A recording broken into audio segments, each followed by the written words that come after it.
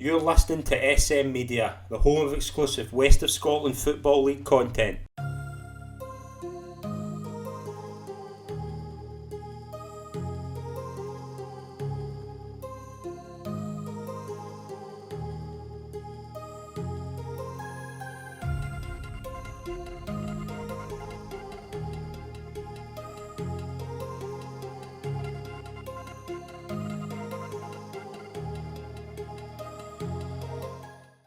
Hi folks, and welcome to the latest episode of the SM Media West of Scotland Football Show. I'm Scott McPike. It's an absolute pleasure to be your host. As always, I'm delighted to welcome this week's special guest. It is a pleasure to get on. I've been trying to get him on for a while. It's finally happened. It's a pleasure to welcome the manager of Cumbernauld United, Jamie Nesbitt. Jamie, it's a pleasure to welcome you on, mate. Good to see you.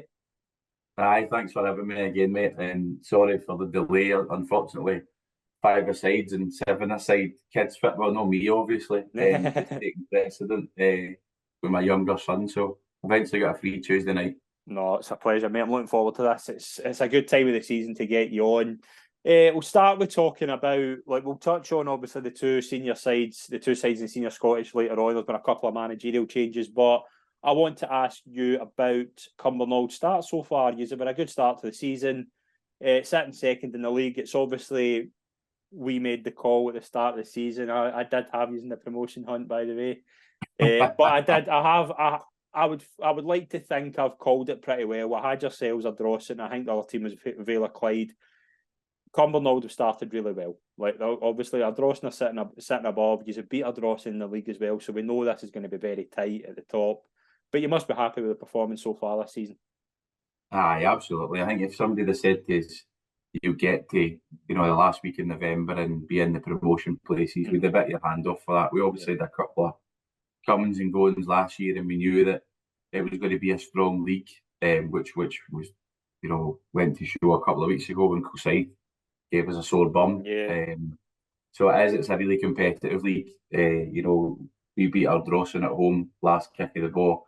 It's a fantastic competitive game. Me and Gavin had a good laugh on the side of the pitch, for 90 minutes. But it's a real tough league. There's no I would say everybody's capable of beating each other, to be honest with you, Scott. But to be sitting second and had a few cup games recently as well, it's a good place to be at the end of November.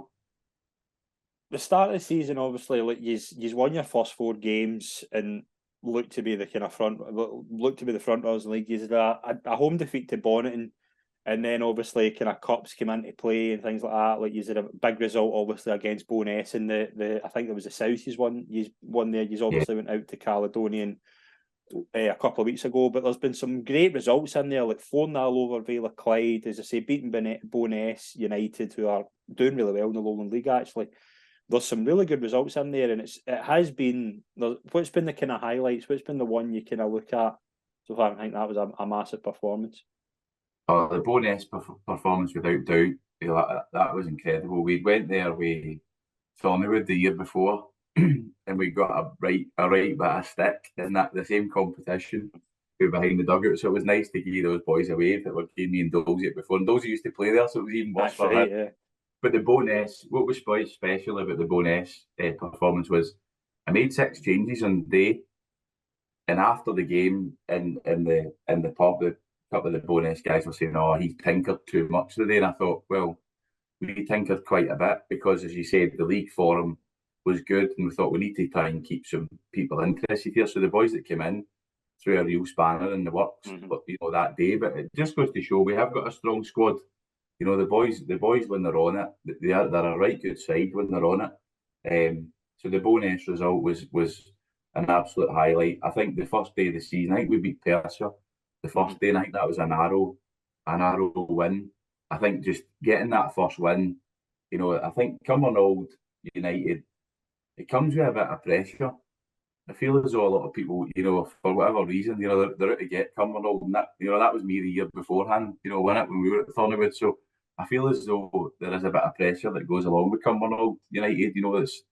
There is a kind of mentality of you must win, and obviously being up in the Premier League a couple of years ago and then a couple of relegations, it's been tough for the guys that are at the club that work hard week in week out. So the first win of the season was good to just get that win and get going.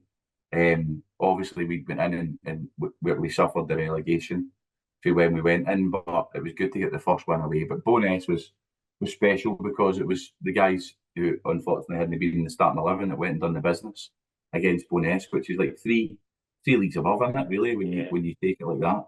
Yeah, absolutely. I was going to ask you obviously about kind of changing for kind of leaving Thornwood and coming to Cumbernauld. Like, what was it about Cumbernauld that kind of interested you? Like, was there a particular conversation? Was it the kind of the way the club was going? Was it because it was obviously Thornwood were a bit higher at that point than Cumbernauld in the league, so what it was seen as a drop down. But in terms of club, obviously Cumbernauld are probably the bigger club out of the two. So was it that kind of side of it that you looked at as well? I think when you think about me and Dolzy and the I hate using the word journey, but our junior football journey, if you look at it like that, if you're Royal Albert to Thornwood, it's been a stepping stone wise, managing budget, managing players. Probably a different bit of pressure. Thornwood had suffered a couple of relegations when we'd been in the old juniors. To then get a double promotion and what would have been the new West of Scotland was just unbelievable. And like, nothing lasts forever in football. I know you're going to talk about Maybole later. I could not believe that Carlo had moved on from Maybole, but that just proves that nothing lasts forever in football. And at that point in time in Thornwood, me and Chris had actually spoke and said, right, we think we've ran our course here. We've taken it as far as we can. At the end of the season, we'll do our best to keep Thornwood in that league, and at the end of the season, we'll move on. We both agreed that, without anybody else, knowing. We'd spoke about that privately.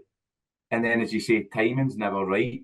The Cumbernauld job comes up. We'd beaten Cumbernauld 2 or 3 times in that season. We'd beat them in the section, and the conference, not the conference, sorry. We beat them in the Division 1, excuse me, and we'd also beat them in a cup. So, we knew what it was like. We knew what the facilities were like.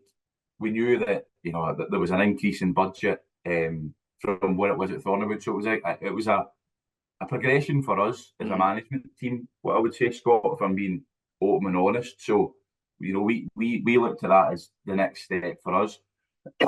Excuse me. So when the job came up, I thought, right, we'll just stick a CV in, see what happens. This will be a popular.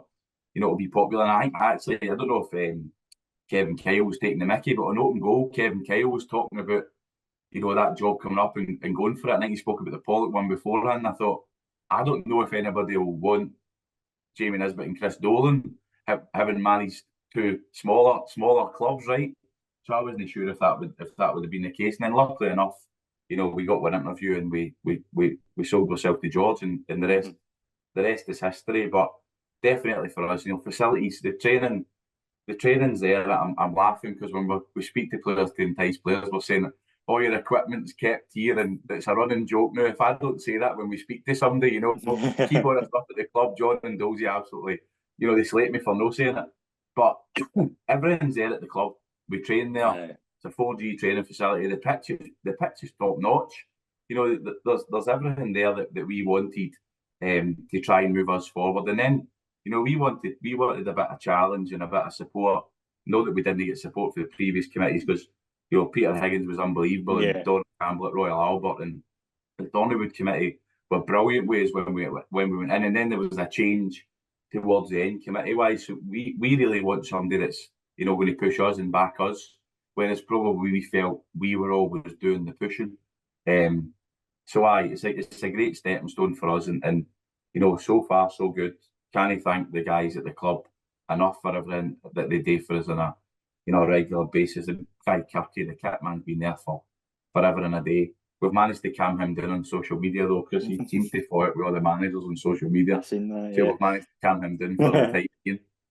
Brilliant. I'm going to ask you about the kind of the competitiveness of the league, because as you say quite rightly, like there's a lot of results that have been have shown just how tight this league is. Like, for example, you beat a Drawson. Do you know what I mean? Like, but we thought at the time it was a battle between the top 2, and then the next week a home defeat to Maryhill. Mark's doing a brilliant job there, and then Vale of Clyde the week after, it's a 2-2 draw. Then Kilsyth, you lose 3-0 the week a week after that.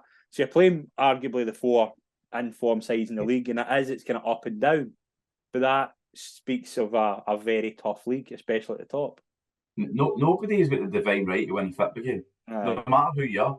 No, you can't have the attitude of, we're Cumbernauld United, we've got a brilliant facility, we've played in the Premier League, we've got more money than everybody, because I saw Danny, we've came here a big budget, and we've drawn with a team with a big budget, which isn't as big as previous managers, by the way. I'll say that for a laugh. But nobody's got the divine right to win a game of football. And on the day we played Maryhill were excellent, kept the ball for fun. At times I felt as though they kept it in kind of their own half, and the possession wasn't really penetrating without using any of the buzzwords. But we scored 2 OGs. Yeah. In my whole football career, I don't remember anybody scoring 2 OGs. We scored 2 OGs and got beaten. The next week we played against Vale of Clyde. They get the softest penalty you'll see in football. And maybe they deserved it, because the first half they absolutely battered us. Maybe they deserved the penalty in the end, and hopefully that will swing around a bit for us at some point in the season. But it's never a penalty, and it's a 2-2, so that should have been a 2-1 victory. What I will say, in fairness though, is that game, we had more than enough chances to put that game to bed in the second half and never took them. So it comes back to bite you. I'm honest enough to say that. And me and John had a good chat after the game, and they got the penalty and Pablo scored it, and the rest history. And the following week we won at the races against Kilsyth. And if you're not at the races, you get beat. It doesn't matter who's in your team. It doesn't matter. We've got some players that have played in the Premier League. Danny Boyle, the captain's played for the Talbot. It doesn't matter who you've played for or what you've done. If you don't turn up, you'll not deserve to win. You'll not get it. It's as simple as that. And that's always been the way I've been brought up with football. I've thought about football, and it's the same way when I've been managing my teams. You don't put enough in, you'll not get it out. It's as simple as that. And the Kilsyth game, people can say what they want, levels or budgets or whatever. Kilsyth were on it, and they deserved to win. We felt hard done by the week before, and the week before that, bad day at the office and 2 own goals. And it was the same guy that scored 2 own goals. Adam Watt scored 2 headers. Incredible. And it's that, like, we'll get into talking about the kind of some of the results in the cup over the weekend and some managerial changes. But one result I want to touch on was in the third round. Kilwinning Rangers 1, Ardrossan 4. I mean, is that a surprise to you when you see what Ardrossan are like? Because I think Kilwinning have obviously picked up massively, but Ardrossan, with the players they've got, like, it's Mark Curra, Aidan Ferris and Ryan Wilson that score the goals for Ardrossan Saturday. I don't expect it to be 4-1, but that's a game you can see Ardrossan going and winning. But Ardrossan are a really, really good side. No surprise. When we were travelling back in the motor, after our game, we were saying, what's the Ardrossan score? Or they'll beat Kilwinning 4-1. It's no surprise to me. We played against them. They were absolute relentless. They were ruthless in their approach to the game. Gavin and Gowser, how they've went about their football careers, the level they've played at, they will expect nothing than 100%, and they would have went there. I'm sure Big Chris would have went there being an ex-winning player. They would have went there expecting to go and compete and give themselves the best possible chance of winning. But Ardrossan are a right good side, and they've come out of the league below. You need to remember they came out of the league below, exactly, and they didn't win it. Vale of Clyde won it, and they've stepped right on again. And obviously they show their statement of intent by going and signing, the goalkeeper for Cumbernauld. He'll make them stronger again as well. So no surprise for me. And this can happen, as I say, if you don't put enough in, you'll not win games of football, no matter who you are or what the level is. Yeah, absolutely. We'll just run through the results in the West of Scotland Cup. We'll start with the second round. I'm just going through these in order that they're on my sheet here. Troon 5, Girvan 1, Craigmark 7, Easterhouse 0, Irvine Vicks 2, Glenafton 6. Good game between Kilburn and St Roch. St Roch won that 3-2 away from home. As I said, Kilwinning 1, Ardrossan 4, Largs 2, Johnston 0, Royal Albert 2, Carluke 0, Yoker 3, Thrieve 1, and on Friday night, Gartcairn beat St Cadoc's 4-3 in penalties after a 1-1 draw. And in the third round, Rutherglen beat Glasgow Uni 3-0 away from home, and Maybole beat Giffnock on penalties 7-6 after a 3-3 draw in normal time.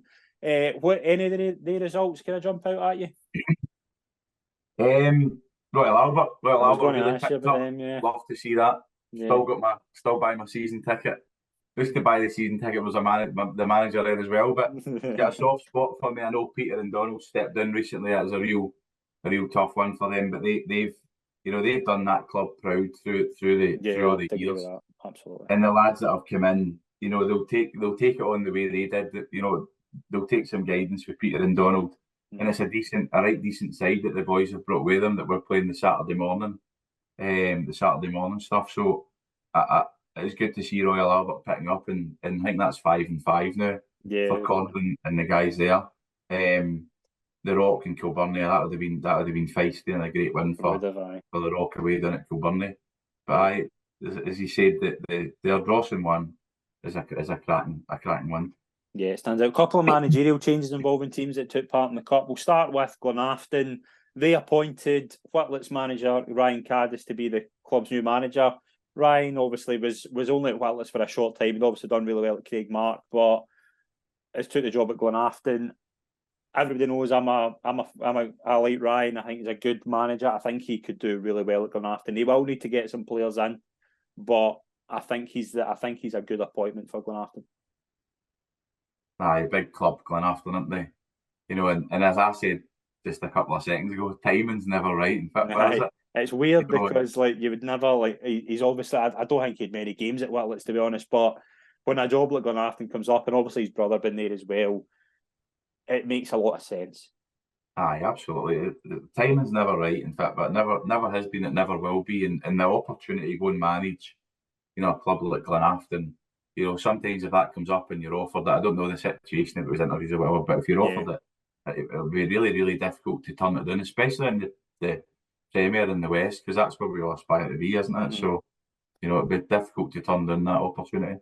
Yeah, and it's that thing as well. Like it's a club that's obviously a massive name, but knowing what's been going on, they've a club that's struggled for a while. They've obviously, the last two managers have really struggled in terms of kind of the players they've got, but Ryan could go in there and work wonders if he's got the right. Do you know what I mean? He obviously, the players need to be on board, but I think he's the right type of character as well. I think he's a good fit for that club.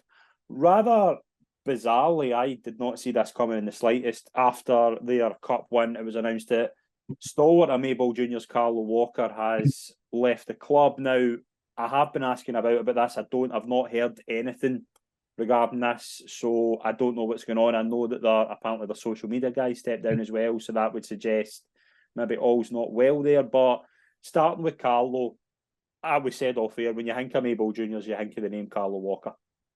That's all my association is with it for me. For starting out playing junior football as 19, 20-year-old guy. I'm sure when I was at Dunny Pace, we played Maybole and Carlo was playing. Mm-hmm. And then right the way through to managing against them. That's all I've ever known with Maybole is Carlo to be there. I was really, really shocked. I couldn't believe it. I hope everything's okay, first and foremost, because, as you said earlier, when you think about Maybole, you think about Carlo. And, the last time we played down there, Scott, the work, was unbelievable.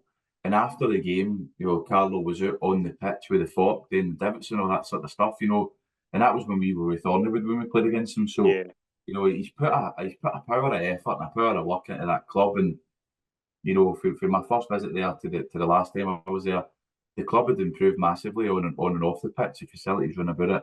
The wee area after the game where you would go for the hospitality and stuff. It's just night and day. It was really, really good. So Carlo will go away with there.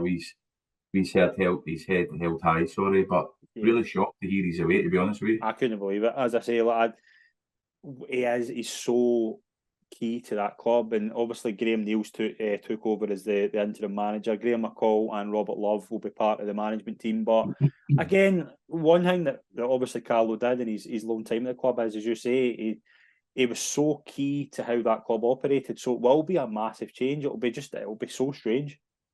Aye, massive, and for the guys who are going in, it's big shoes to fill as a manager as well. Yeah, because he's kept them going and going and going, and they've been successful under him. Mm-hmm. So it's big shoes to fill. Yeah, absolutely. Andy Whiteford has been named as the new Neilston manager as well. And obviously, Whitlets are on the lookout for a new manager again. So we'll be interesting to see if there's any developments in the Whitlets job. We'll obviously keep you up to date.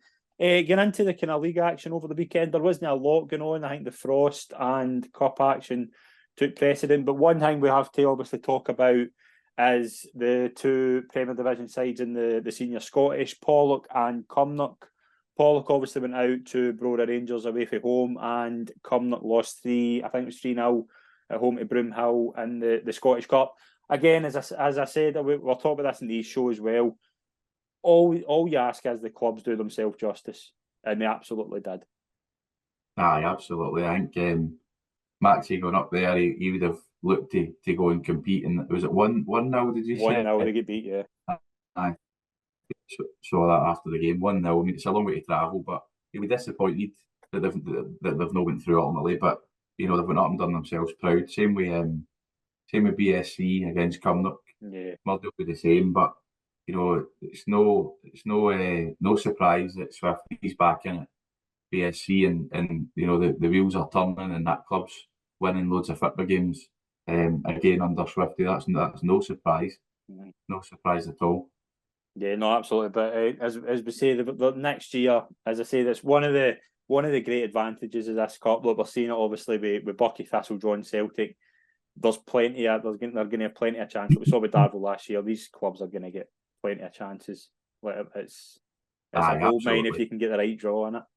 What's really, really good is that it's opened up. Is it opened up to the level that we all want it to be as a pyramid system? That's up for debate. I would say no, it isn't opened up to the level we want it to be, but it just goes to show that teams at our level, at Premier level or below, can go and get to that level in the cup or that round in the cup and be one away for hitting the big boys. And we always, our level, our grade always does itself proud. It's really funny. I was at a Wayne's birthday party during the week, and I never knew, but the parents were heavily involved in Albion Rovers. Right. And what the mum with the wee boy said to me was, "Oh, you're involved at Cumbernauld," and we didn't really know the level. We were quite naive to it, but going into that Lowland League, there is some right good teams in that. We thought we were really going to bounce back. And once those teams come out of that pyramid system, they'll need a hell of a lot of work to get back into it, because there is good teams at our grade. And that's the frustrating thing for me at the minute, is how we can't get into the next level, above. Because if you get the likes of Talbots and others going into the Lowland League, they'll just prosper, they'll do well. And those clubs, for the teams that have, sorry for the fans that have supported them over the years, they deserve it. They deserve that opportunity to go and see their clubs progress even further. So I would like to see it open up even more. And I'm sure in time it will. It's took us a long time to get the pyramid up to where it is now. So I'm sure we can wait another couple of years. Yeah, absolutely. Let's move into the league action. One game in the Premier Division, and it was a big change. Benbourg move up to second in the league with a 3-0 win at home to Hurlford. Again, we just keep talking about Benbourg. The start they've had is phenomenal, and I think if you'd said to anybody at the end of November Benbourg would be sitting in second, I think you'd have been told where to go. Yeah, potentially. And I think that does Paul and the guys a disservice. Aye. Because we played against them last season, towards the end of the season. We beat Benbourg on the Saturday and couldn't beat Neilson on the Wednesday and end up relegated. But Benbourg are a right good side. I mean, they've got, obviously, Lewis, Paul's son. He's the modern day Mark Haitley. He's unbelievable in the air. So it's such a skill. It's so aggressive to have. And he's a good player on the deck as well. But you're no surprised about Benbourg going and winning games of football. That doesn't surprise me, to be honest with you, having come up against them. But that's a right good result against Hurlford. Crescendo's had that a good Hurlford team for a long time. Yeah, no, I think massive credit goes to the guys at Benbourg for the job they've done so far. Like, they've got such a good young core as well. Like Ryan McCrone, Lewis Lover, and Aaron Black with the goals. Such a good Declan McDonald last week was unplayable by all reports. Like, they've got such a good young core in there, and to be where they are just now, I think it's been a phenomenal start. So very well done to them. Let's move on to the First Division. 2 games to talk about. We have new league leaders in the First Division for about the 50th time so far this season. And as Petershill, they won 1-0 away to Renfrew. The goal was scored by Darren Miller. Obviously puts Petershill 1 point ahead of Drumchapel. Again, though, it's a brilliant result for Petershill. That league is so tight. It's tight. It's a very, very competitive league. Having been in it last year, and the teams that have obviously dropped for the Prem into it. And if you look at Ashfield have gone up into that league, and they're a cracking side. Play cracking football and play the right way. I think that's going to be one of the ones, Scott, that will go all the way to the wire with those promotion places. I don't think that will be, settled early doors. And Peasy obviously looking to bounce back at the first time asking. Yeah, absolutely. And the one they've obviously done a good bit of business over the week as well. They've secured the signing of Ross McCabe until the end of the season, and Darren Miller signed on until 2025. They're 2 massive players for Petershill. Aye, brilliant experience. Darren's technically wonderful, and we saw loads and loads of videos of what he can do with a ball. It's pleasing to see. And Ross, a big commanding centre half that can play football as well. That's got bags and bags of experience. So that's only going to help them in their quest to move up the division again. Yeah, absolutely. Big result for Cambuslang Rangers. They won 3-2 away to Whitlet's Vicks. Armand Delaney with a hat-trick for Cambuslang. Cambuslang, that moves them into 13th. It makes it, I think they've climbed 2 places actually, so that's a huge 3 points for them. 2 sides, obviously. Cambuslang will be looking to build on that. Whitlet's obviously managerless, winless. They need something. They need a spark. Aye, Whitlet's are going to need to find a spark for somewhere. And I mean, last year, they had a brilliant spark last year. We were looking at the league last year saying, well, they can't keep winning. And then week after week after week, they kept winning and get themselves out of that battle. Yeah. I spoke to Paul a couple of weeks ago. We were playing a friendly against Lanark, or a bounce game against Lanark, and Paul, they were training in the pitch next days, and it was good to catch up with Paul because before I got the Royal Albert job, I'd done some coaching with Paul when I was kind of finishing playing. So it was good to catch up with Paul. He was telling me about the hard work that they're having to put in to build their team and rebuild, and he was in good spirits, to say the least. So it's good to see them picking up a win at the weekend. Yeah, absolutely. There was no games in the second division, but I do want to ask you about a couple of sides. That is obviously close at the top. Ardrossan, usually we get 2 games in hand in Ardrossan, but I want to just say about from 7th to 13th now, there's 3 points. Like Bonnet and Yoakum, Urquhart and Ants, Larkhall, Perthshire, Craigmark, they're all in about. I mean, again, we talk about the first division, but I think we need to give a mention to how tight the second division is as well. That'll go to the wire as well. And like I said to the lads at the start of the season, you'll know it's not a given. You'll know get a promotion. Nobody will ever get a promotion because a budget or where players have played before, or because the management team have achieved something in their careers. It just doesn't work like that. And as you see, it's getting tighter and tighter. Whereas you said it yourself, you thought it was going to be a runaway job with the top, which it's no. And Cali locals have just went quietly about their business and worked their way up into those places. Whereas, early doors, 10 games in, everybody's going Ardrossan, Cumbernauld and Vale.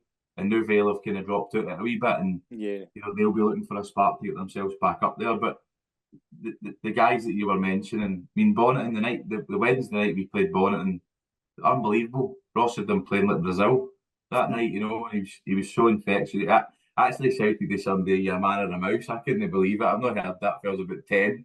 But if that's how you go about motivating your people for them to play for you, then fair enough. But I mean that's really, really tight. And all those teams are good sides. We've played all of them. We've played all of the sides that you've mentioned there, and you can't separate either of them. And the victories that we had, Yoker was a single goal, Muirkick was a single goal, Larkhall was a couple of goals, and we drew with St Anthony's. So there's a right patch there where each of them can pick up and climb up the league a wee bit to put pressure on the ones that are above. But I always said, Scott, I think when we went to the conferences, I thought it'll take a couple of years for the leagues to settle. I think we're starting to see that now with the teams and the positions. But there's some right good sides in that division, Scott. No, there certainly is. Yeah, and I think the third division's it's kind of similar to that. There was only one game over the weekend. Fanart beat Port Glasgow 4-1. A double from Declan Smith, goal for Leroy Smith and Donald Scott. And that's Fanart up to third now. I just noticed there, I didn't know anything about this until I've just checked there. Apparently Glasgow United a 3-point deduction. Oh, did they? I did not know anything about that until I've just I didn't checked even there. know that. No. But Fanart up to third. And again, that's like Bell's Hill had a brilliant start. Like they've been absolutely flying. Irvine Vicks, we know what they're going to do, but he's got a lot of good sides in there as well. Like we had Darryl for Lanark on last week, and we were talking about that. And there's a lot of sides in there who are just, as I say, if they get 2 or 3 wins in a row, they could find themselves in a really good position. Aye, Lanark are a good side.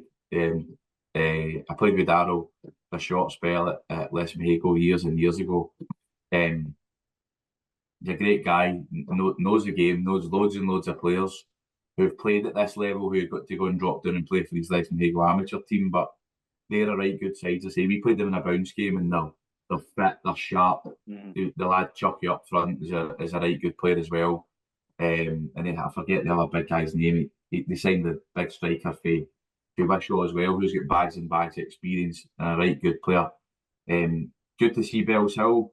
You know, I think they've had a turbulent kind of time over the years. Did really well under Rabs and Eden, and then nearly out at my old travelling buddy when we played with Wishaw together.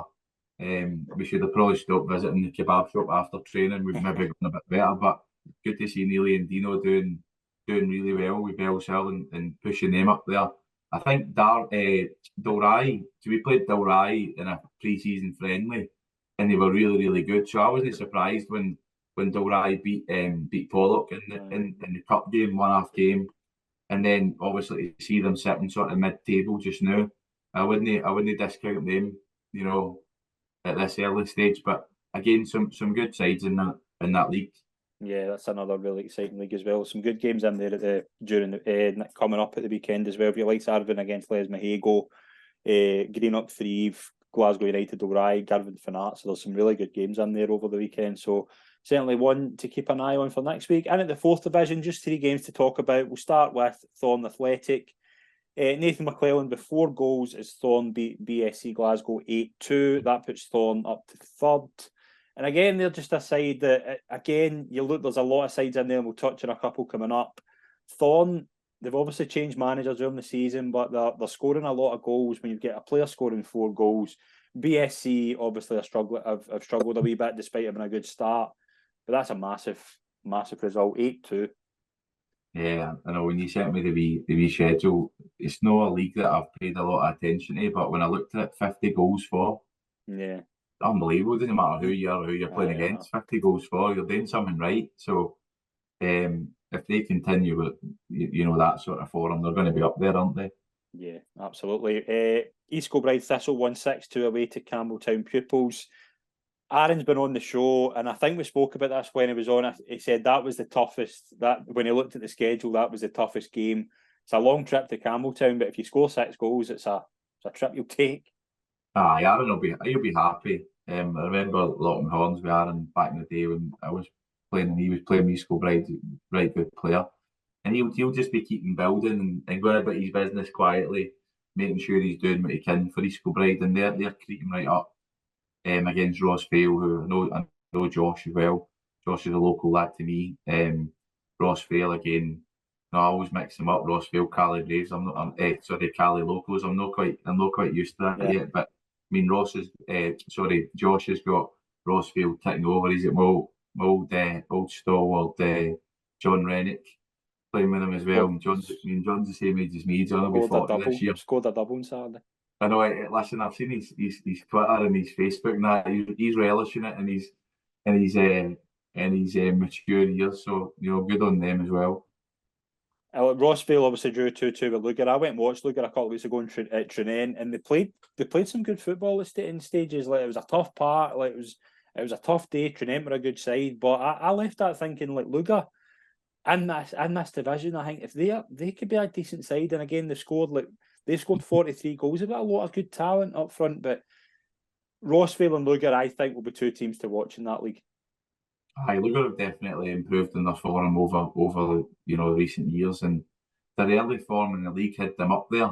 So if they can kind of recapture that and get back to sort of winning ways regularly, then they'll pose a threat. Yeah, They'll definitely pose a threat. But as I said, I think the leagues are settling themselves out, Scott. I think I'd say so as well. they are becoming, more competitive than what they were, the season beforehand, where, if you look at it, Ardrossan ended up a division below, just as an example. They get the promotion and now they're flying high in the league above. So I think the leagues are now starting to settle out.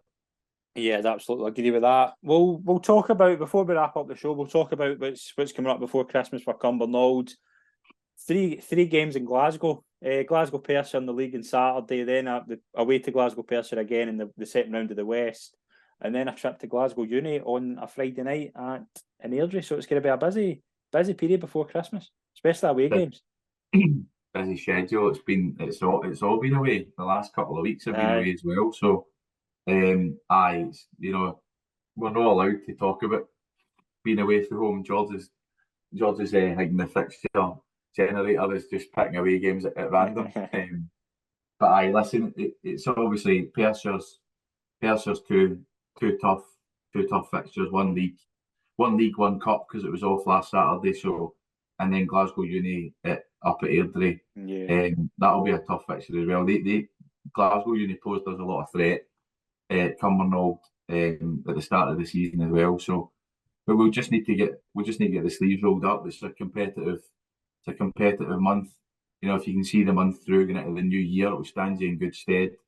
Said that to the boys just after training on Monday night. So, it's heads down, bums up, and get on with it. That's it. Yeah, absolutely. Well, we'll wish you all the best for the rest of the season in that December period. Jamie, it's been an absolute pleasure to be on the show, mate. Thank you very much. No, thank you. It's great to catch up, mate. Top man. Thank you very much to everyone who's tuned in. Please follow us on social media and subscribe to our YouTube and podcast channel. And if you're looking for some more bonus content on Friday, we launch on Patreon. So stay tuned for that. Thanks very much, folks. We'll see you soon. Cheers.